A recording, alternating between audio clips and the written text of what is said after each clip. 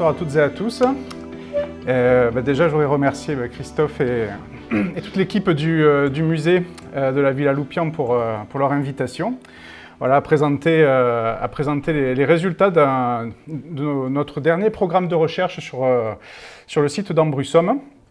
Donc c'est des données, on va dire, presque toutes fraîches, parce qu'on a terminé le terrain en août 2024, après 9 campagnes de terrain sur le forum. Donc on vient de clôturer tout le programme de fouilles dans le secteur que je vais vous présenter, sur l'oppidum, et maintenant qui annonce plusieurs années de travaux, on va dire, en laboratoire pour l'étude du mobilier et de préparation à la publication de ces résultats. Voilà.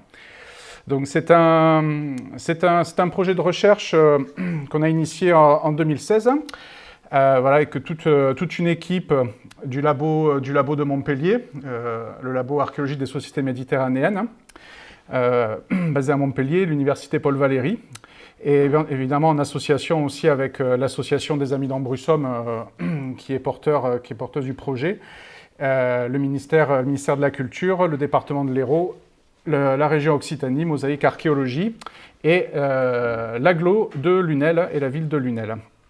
Voilà, donc c'était une grosse opération dans le cadre d'un chantier d'archéologie programmé, voilà, donc qui a permis la formation de plusieurs dizaines d'étudiants en archéologie, et dont certains, on va dire, sont montés en grade et ont pris des responsabilités à la suite sur le terrain. Voilà. Donc ça, c'est des choses que je vais vous expliquer. Et même si je vais essayer de centrer la conférence, voilà, sur la période chronologique qui nous intéresse, donc à savoir les 2e et 1er siècles avant Jésus-Christ, comme l'a expliqué Christophe, c'est quand même un site très particulier, très important pour l'étude de la romanisation, et de manière à ce que vous compreniez bien un peu tout le processus. On va faire des petits points avant le 2e à l'époque proto-historique, et on va déborder un petit peu sur le 1er siècle après Jésus-Christ pour que vous voyez vraiment tout le processus, enfin, un des processus de romanisation sur le site d'Ambrussom à partir du centre public.